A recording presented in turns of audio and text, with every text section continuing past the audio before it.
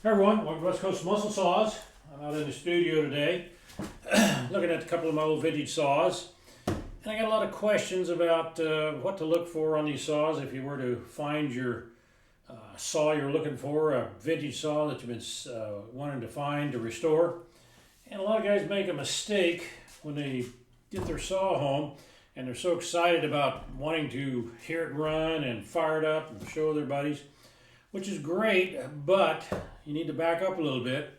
Had a lot of guys ruin their saws because they didn't follow a little protocol, which I've got out there, to check out their saw before they fired up. Let's just suppose that we picked up this beautiful Super 2000. They're worth a lot of money. I would guess this one's in good shape. This is one of mine from the collection. It's got the wrap handlebars, large falling spike, cover's in perfect shape. Perfect shape on that exhaust. Normally that's the first thing to get busted. And I have checked this out and it runs beautiful. But I'm just saying, use this for an example. You get you a saw like this, you definitely don't want to rush into it and have some issues on your own by a mistake you made. You really need to check this out. What I'd recommend is to, first thing I would do is to get the spark plug out of it and blow a little compressed air in there, clean it out, and let's get the side cover off and have a look in here. What happens is a lot of guys will fire these up, and yeah, they might just fire right up, and if there's something loose or lodged in this cooling system here, it can just scatter your flywheel. Also, if the exhaust, if you don't take it off and clean it, over years, some of these saws set for 25 years or longer before they've ever been fired, and they could have had a defect in that exhaust when the guy shut it down, you don't know, or over time they accumulate all that rust and everything you'll see on these exhausts, and that can suck right back into your engine. There's a pulse, a plus and a minus on that piston going up and down, and I have seen it suck things in from the exhaust right into the engine and just ruin that engine. You don't want to do that. Get that housing off, look at the starter, make sure all the components are in place and not loose, and look for debris or anything in here that could come loose. Same with the fan or the flywheel. That's a cooling fan is what that is, and of course the flywheel, and of course the magnets are in there. And the starter paws. These starter paws are known for breaking and coming loose, so inspect them real close, make sure they're in good shape. Springs are in place. Look all around, look for metal shavings. I've actually seen the bolts come loose on the back side of underneath here. And you'll take off the starter housing and you'll see some fine shaving in there, indicating that that screw is backed out and is occasionally rubbing the flywheel. Well, that's an instant. Let's stop and let's get that flywheel off and see what's going on underneath there. And then make sure it's nice and clean and no debris in here. I've seen yellow jacket, bald-headed hornets, you name it, have nests in here. They just love that for some reason. What I would do next is to get the clutch cover off.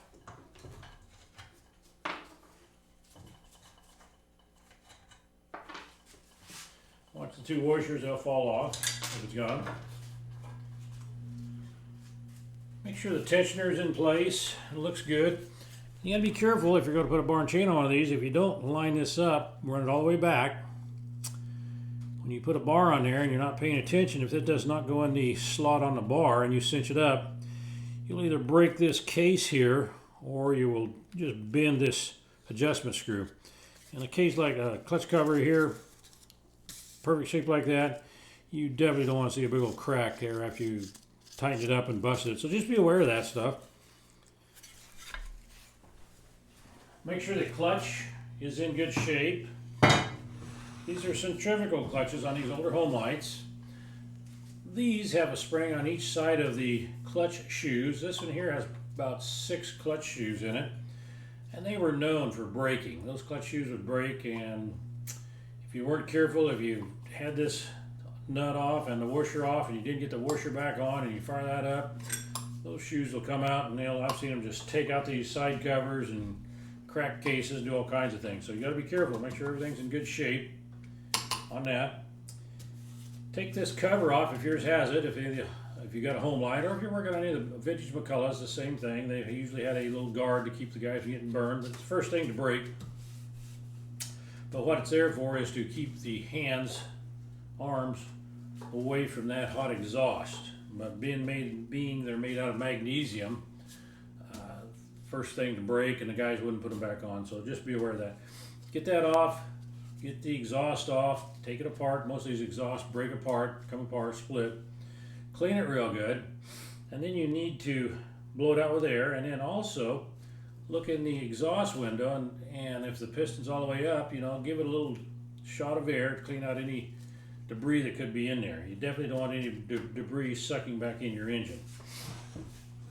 Take the spark plug out, and if all those components check out, then go ahead and rotate that flywheel gently. Don't force it. I've seen guys actually ruin their saw by come up against it. It stops, and they get a wrench on it or a screwdriver, and they just force it all the way through. What you've done is could have been some debris on the side of the piston, on the port, and if you force it all the way through, yes, you'll get it forced through and it may spin over, but you've already damaged the piston and cylinder. Let me show you something about that piston and cylinder.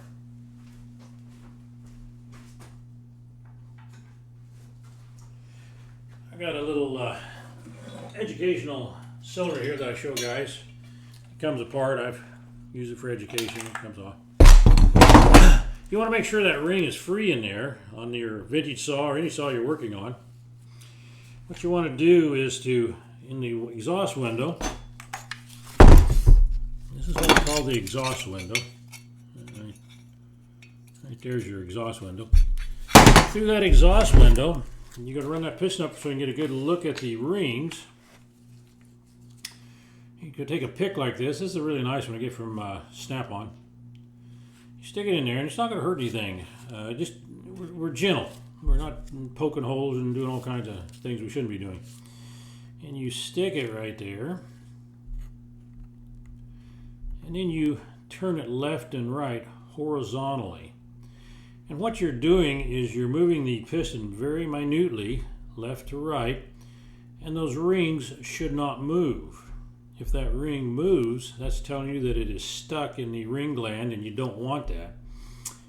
Practice, like I say, if you're a novice or if you're a technician learning in the saw shop, you're fortunate enough to get to work on the 2 cycles, practice a lot of this on some old, I call them cadaver saws, old junk saws that are of no great value. You need to get some practice in and determine, what we're looking for. Another great tool that you've seen me use a lot is a scope. I would highly recommend getting a scope. They're very inexpensive. You can get them from Snap-on. They're real expensive, but you can also get them at Sears, not Sears anymore, but it's Home Depot, Lowe's. They sell the Craftsman brand. That's what I mean. And Milwaukee. I think it's a Milwaukee scope. You can actually take the spark plug out, slide the scope in, and what you're looking for is some irregular marks smearing on that cylinder wall. And what you should do is practice with a known bad engine. Even if you take it apart, put it back together, and look at what you see. When you take it apart, look it over real close, see what's going on, put it back together, and then practice with your scope and look at the screen. Get familiar with what you're looking at. You want to learn to train your eye to see what you're looking for. A lot of times you look in there and think it's smeared with aluminum and it's just oil residue that's rubbed up and down. You need to be able to reach in there and use a Q-tip or something and check it for that. But the scope will save you time, especially if you're a technician learning the trade. If you get a lot of saws coming through your shop and you got the customer standing there or waiting there, if you get him to just hold up for a second. I've been able to take that saw, go in the back there where I've got a window, they can watch me if they want. Take that spark plug out, get that scope in there, determine if the cylinder's good or bad. If the cylinder's bad, get the exhaust off if you can. Take it back out, show customer. Didn't take more than 10 minutes, 5-10 minutes. Show him right there while he's standing in your shop. I hate to have to call a customer hour, 2 days later, 3 days later, tell them that their engine's bad. I mean, you can do it right quick there. And you know, if they want to buy a new saw, there's your opportunity. Sell them a new saw, or they want to rebuild it. You know, you got options there. But definitely get you a scope, and it's a great tool. You'll love it. Get to using it. Got the clutch cover off, of course. You want to look at these bar plates. These are pretty common on all the saws, the bigger saws. Some of the newer little saws don't have them. There's an inside and an outside bar plate. Outside usually has no openings on it here on the upper part, blocking off the bar oil port in the bar to keep it running in the bar groove. And they all flare out inside or outside. See how it flares out? Always towards the outside of the saw. Bar adjuster right there. You can see how this works.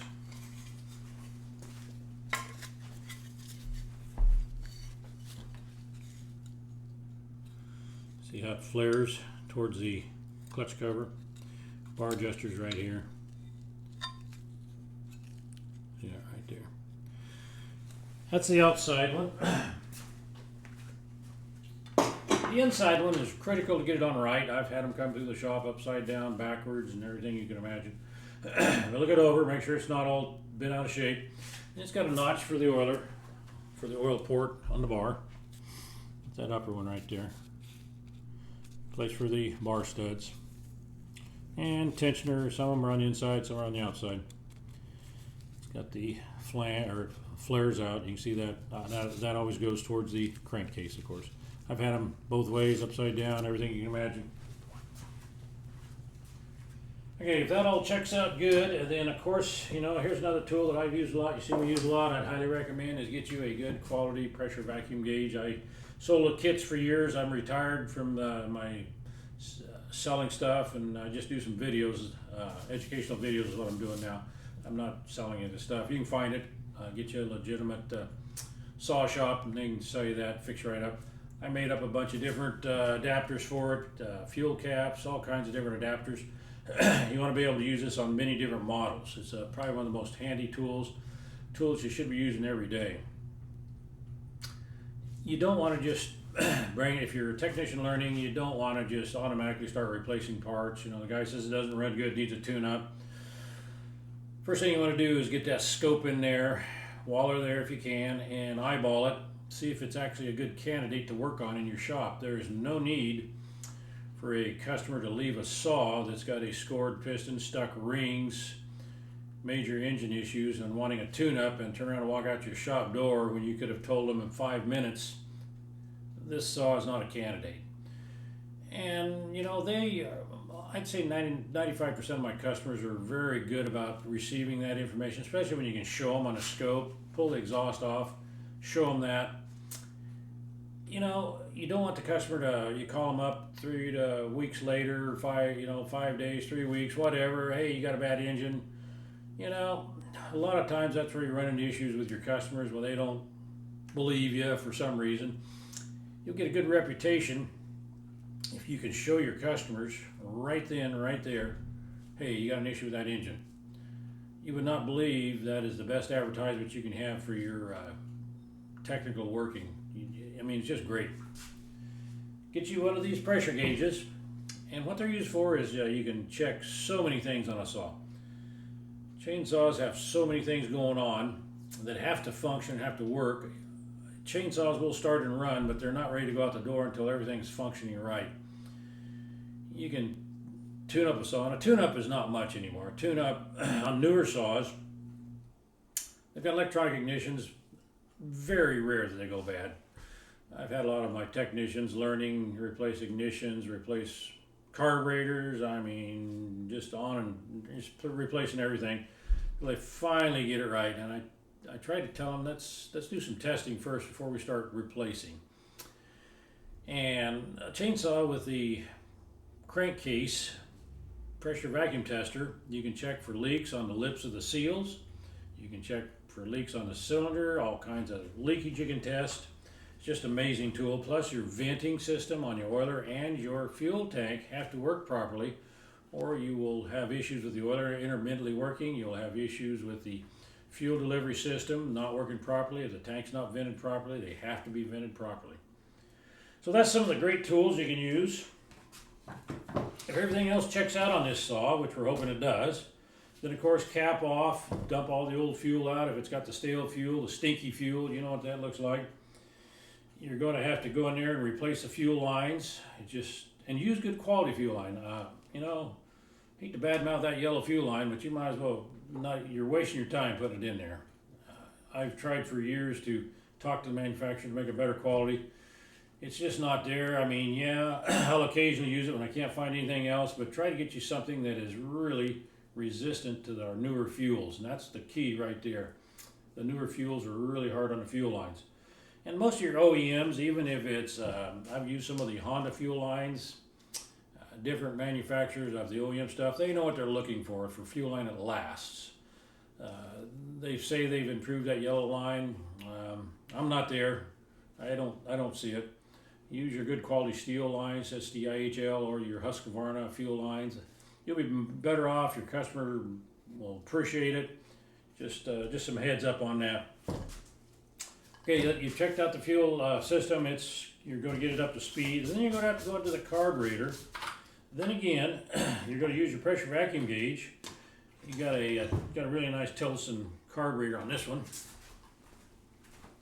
These are highly repairable. I don't care if they're 40 years old. That carburetor, there are very few of them that I can't repair unless they're just so corroded with old fuel that they've ate up and you can't repair it. And I can't say that for all carburetors.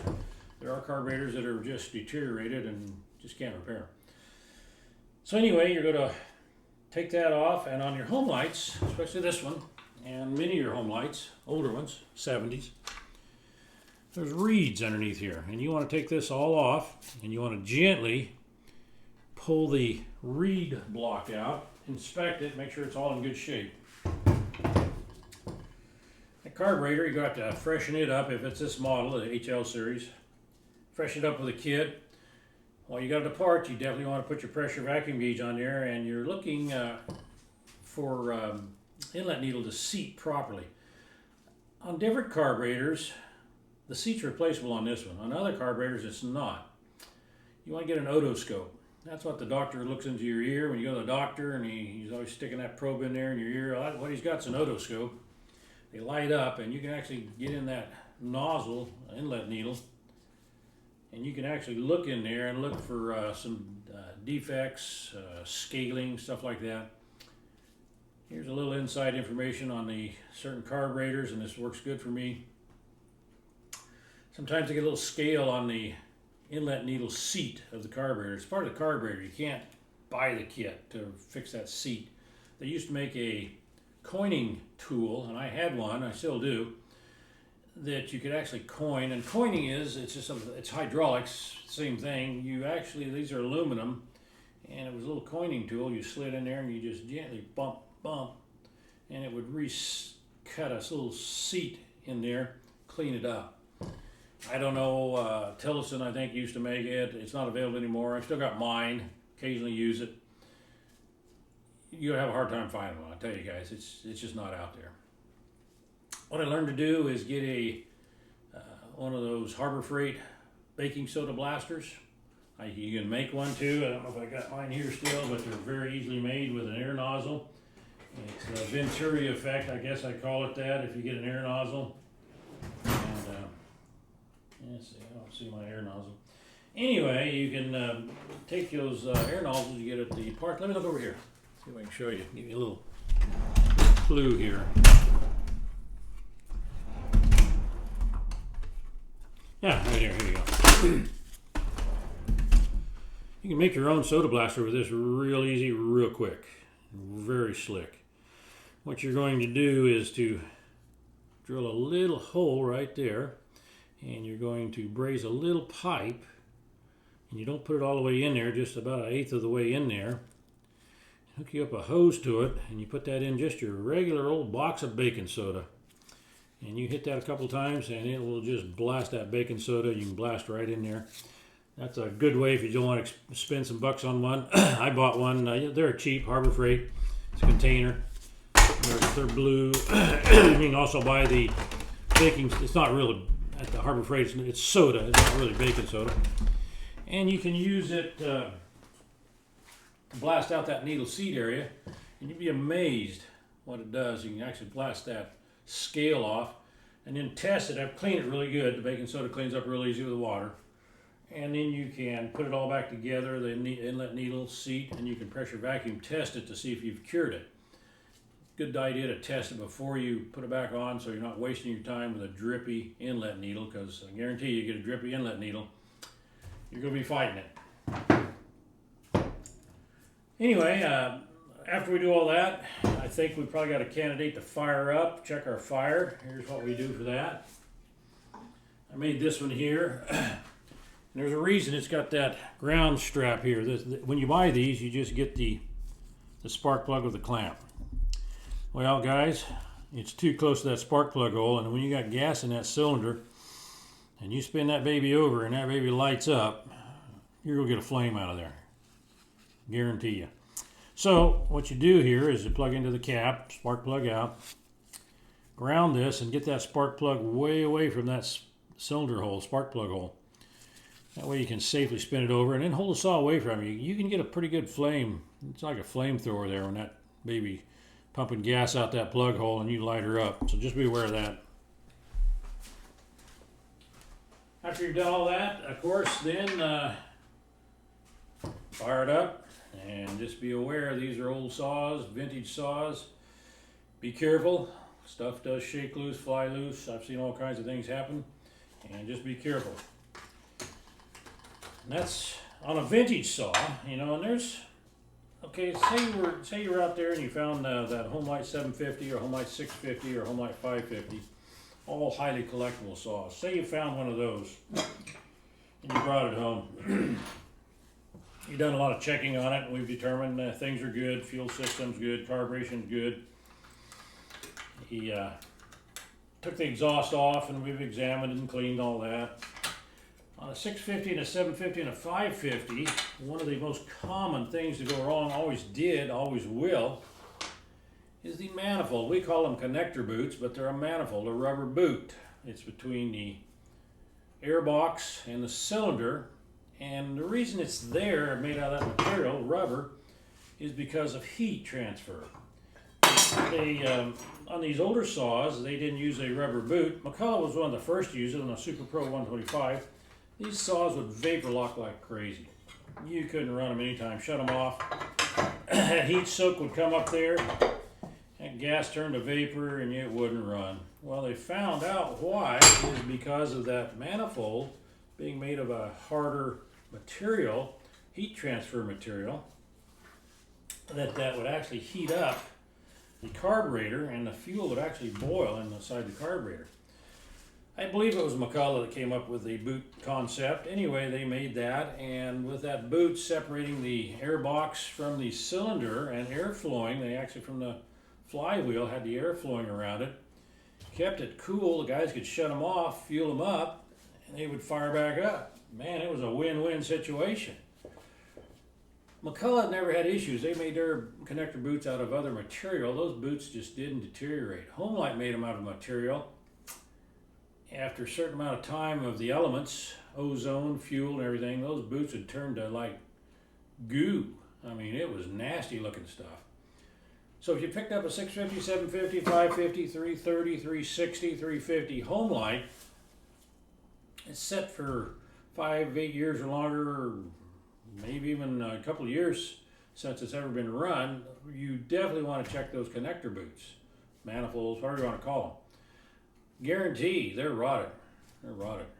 But the good news is, Randy's Engine Repair, I think he's back east in Missouri, back east somewhere. He's still in business. Great guy. Real popular on the internet. You'll see him out there. He sells all kinds of parts. He actually bought the tooling from Homelite to build those connector boots. So you can get brand new 650s, 750s, 550s, 330s, 360s connector boots at a reasonable price from him. He'll ship them to you. And you can fix those. And really, really nice. Otherwise, I'll tell you what, it's hard to make something, adapt something to that. To try to duplicate that boot, I've tried it. Now, I made a couple using the old Mac ones and stuff, but it was not as good as getting that one from Randy. He did a beautiful job. making those. So they're available out there. Highly recommended if you get any of those models, Homelite models, to pick those up. He's also got some parts and stuff. And for your McCulloch stuff, Bob in back east, Bob's Lawnmower Repair. If you research that, he bought out truckloads of McCulloch stuff, and it's available from him. He looks it all up and everything. Really nice guy, great guy.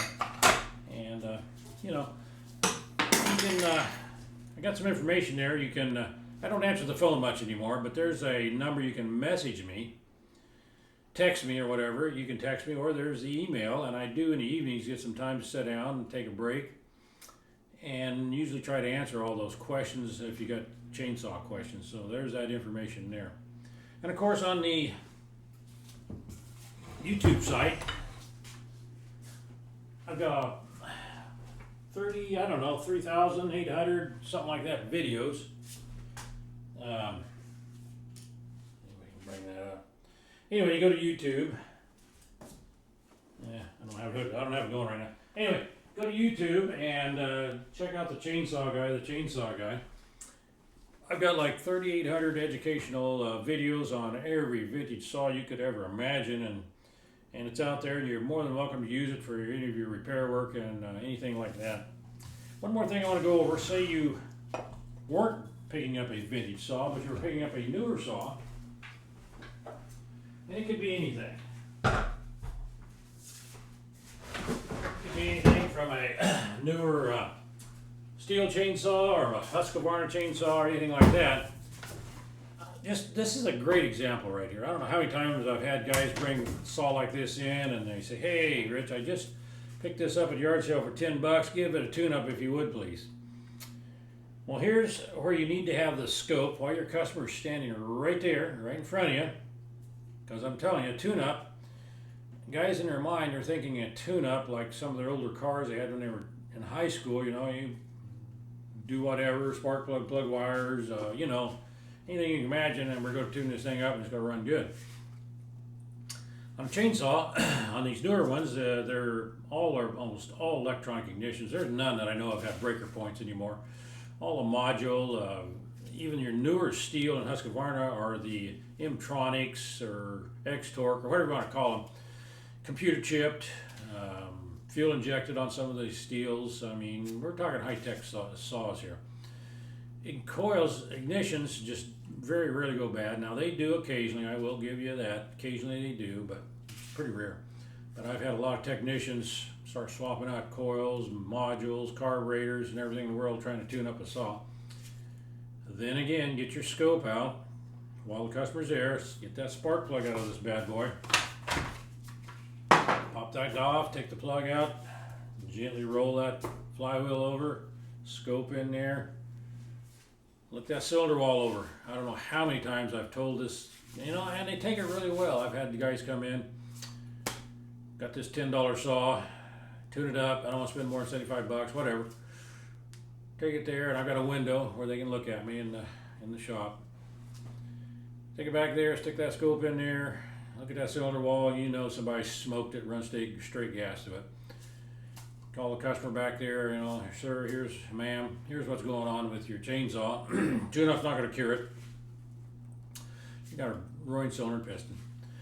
You know, good customer relations. Customer sees that, understands that. You know, they're out there $10, $15, whatever.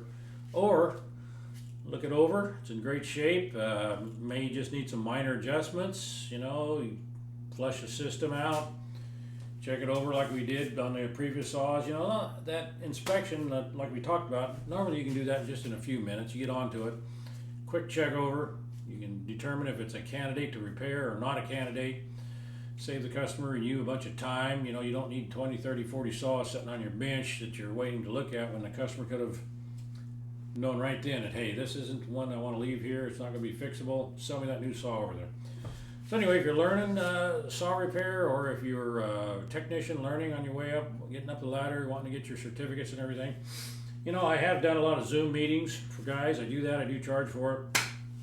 Information's there. You know, if that's something you'd be interested in, well, give me a shout. Maybe we can figure something out.